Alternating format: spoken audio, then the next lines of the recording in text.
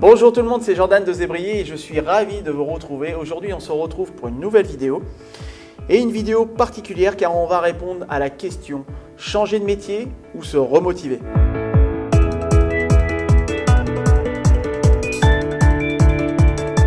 Avez-vous envie de changer de métier ou ressentez-vous juste une baisse de motivation?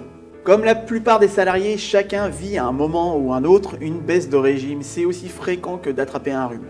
Être motivé au travail et toujours être de bonne humeur n'est certes pas donné à tout le monde. Mais qu'est-ce qui fait que certains ont envie de changer de métier au moindre couac, alors que d'autres sont motivés à faire ce qu'ils font depuis des années? L'une des premières réponses est l'énergie. Oui, l'énergie, alimentée par votre application. C'est-à-dire votre intérêt pour ce que vous faites, la motivation, le plaisir, etc. Mais aussi vos compétences, c'est-à-dire vos ressources, vos capacités acquises et qui sont requises dans votre travail. Ces deux composantes doivent être en cohérence avec vous-même pour que votre motivation soit à bloc. C'est-à-dire que si vous vous impliquez fortement dans votre travail parce que vous êtes motivé par une carotte en quelque sorte, mais que vous doutez de vos compétences et de vos capacités, il y a de grandes chances que vous vous trouviez en situation de stress car vous êtes anxieux vis-à-vis de vos compétences. Et que peut-être vous manquez de confiance en ce que vous pouvez faire. Car se stresser, c'est bien pour se faire du rentre-dedans en quelque sorte. Mais seulement de manière ponctuelle. Oui, car si le stress s'installe dans la durée, il deviendra votre ennemi. Optez donc pour la démarche de positiver votre stress en vous préoccupant de l'acquisition de compétences requises plutôt que votre carotte. Car le stress est le facteur premier de démotivation.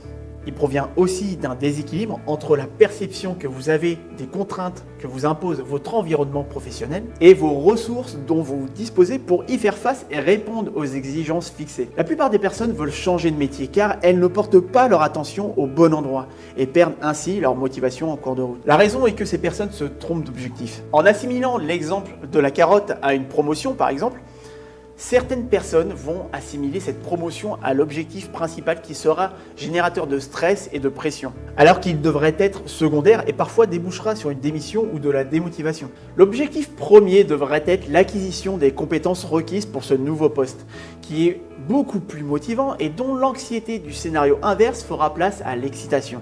Pour se motiver au travail, il convient donc de porter son attention sur ses propres objectifs motivants et pas seulement sur ceux que votre manager vous aurait fixés. Mais avant tout, il convient donc d'être impliqué et donc enthousiaste vis-à-vis de votre activité. Est-ce le cas pour vous? Êtes-vous enthousiaste dans votre travail? Est-ce que ce que vous faites a du sens ou non? Si vous vous sentez enthousiaste, vous vous impliquerez.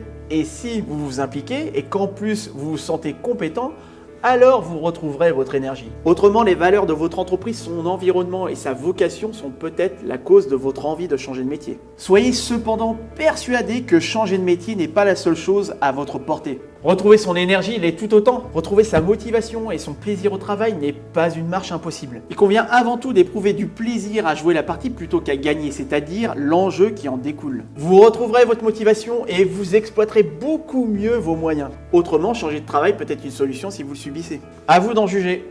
Voilà, c'est fini pour cette vidéo qui répond à la question de changer de travail ou se remotiver.